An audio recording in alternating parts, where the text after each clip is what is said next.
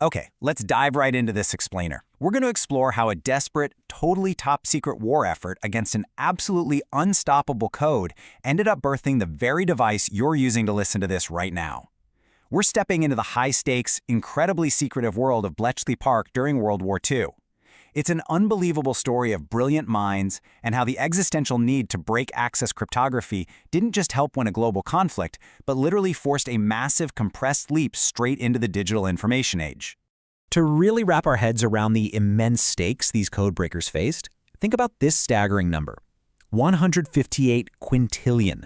That's a 158 with 18 zeros behind it. That was the amount of possible daily settings for the German military's primary secret weapon. This wasn't some puzzle a human mind could just sit down and solve with a pencil and paper, right? It was a massive, astronomical mathematical wall built to ensure absolute secrecy across the globe. Section 1. The ultimate cryptography problem. And that brings us to our first major hurdle, the Enigma machine. This was the portable cipher device that the German Reich genuinely believed was completely 100% unbreakable. Here's how it worked. You type a plain letter, and first, a plugboard at the front would swap 10 letter pairs. Honestly, that alone created over 150 trillion possible settings. Insane, right? Then, the electrical signal traveled through 3 rotating wheels, meaning the internal wiring altered dynamically with every single keystroke. But there was a fatal flaw. The reflector sent the signal back through the rotors in reverse. Because of that reflector, a letter could never, ever encrypt to itself. An A could absolutely never become an A. Keep that in mind because it's a huge deal. Section 2. Mechanizing thought. The bomb. So, realizing the human brain literally couldn't keep up with millions of daily changes, Alan Turing and the insanely talented team at Bletchley Park knew they had to actually mechanize thought itself. Their crucial breakthrough, they didn't just guess randomly. They used what's called a crib. Building on some really brilliant early groundwork by Polish mathematicians, Turing shifted away from older attack methods and used a known plaintext attack.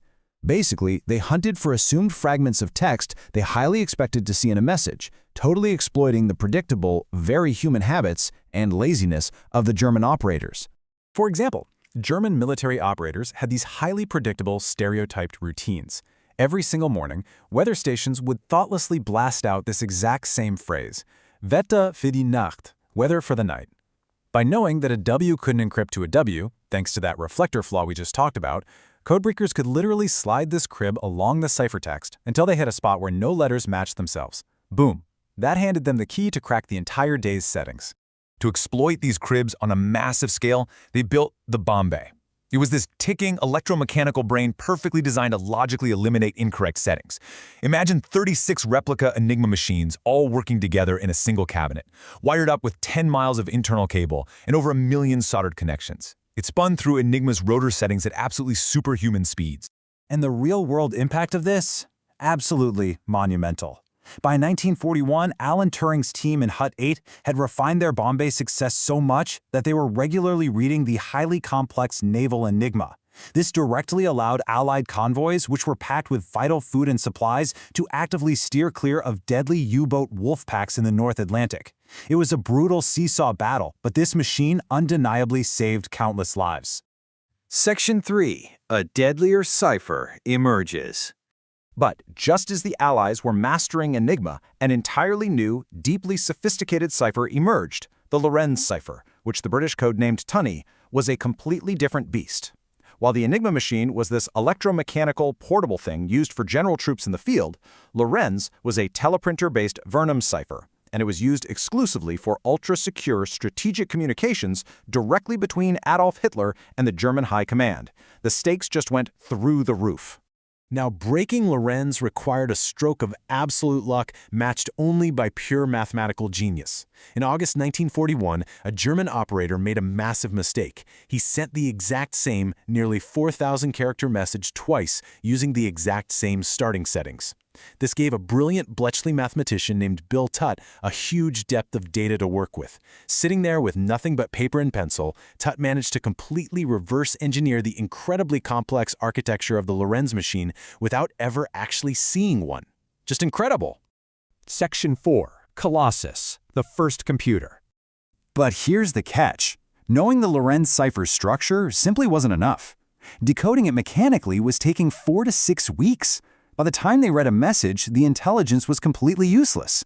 They desperately needed to make the leap to pure electronics. It's wild to see how fast this evolved.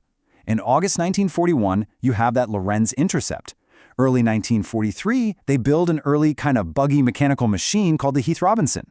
But then, guided by mathematician Max Newman and designed by post office electronics engineer Tommy Flowers, they build Colossus Mark I by December 1943. And by June 1944, Mark II is deployed. Bletchley Park essentially compressed decades of technological evolution into just 3 short years. The engineering behind Colossus was totally revolutionary for its time. Operated largely by the Women's Royal Naval Service, it used 1,500 electronic, light bulb-like valves instead of clunky mechanical gears. It read data from paper tape at a blistering 5,000 characters per second and could perform 100 simultaneous calculations by implementing Boolean algebra directly into its hardware. By replacing clicking gears with pure electronic logic, they created the world's very first programmable digital electronic computer, a real game changer. And the strategic payoff? Off the charts! By the end of the war, 10 colossi were working around the clock. Just before D-Day, colossi deciphered vital messages in mere hours, proving that Hitler had completely fallen for a phantom Allied army deception. He kept his panzer divisions waiting around in Belgium, which paved the exact way for the successful, history-altering Normandy landings. Section 5. The Digital Information Age. So, the war is won. The digital information age has technically begun, but what happens next? Well, despite saving millions of lives and representing arguably the greatest technological leap of the 20th century, the world's first computer was immediately buried. Under the super strict rules of the Official Secrets Act, Prime Minister Winston Churchill ordered all Colossus machines dismantled into pieces no bigger than a man's hand, and every single blueprint burned. The thousands of staff at Bletchley Park, 75% of whom were women, by the way, kept their vows of silence so flawlessly that the true birth of the computer was totally erased from public history for over 30 years. No way, right? However, you really can't uninvent the future. The intellectual fire had been lit. Former Bletchley staff secretly funneled their cutting-edge electronic knowledge into the post-war world. In 1945, Alan Turing designed the ACE, a groundbreaking stored program computer. By 1948, Max Newman's group built the Manchester Baby, which actually ran the first stored program.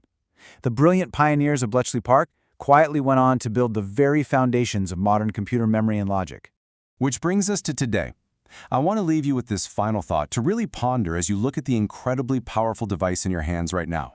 If the world's first programmable electronic computer was successfully kept an absolute government secret for over 30 years, what incredible technological leaps are being made in secret today? Thanks so much for joining me on this explainer. Keep learning and stay curious.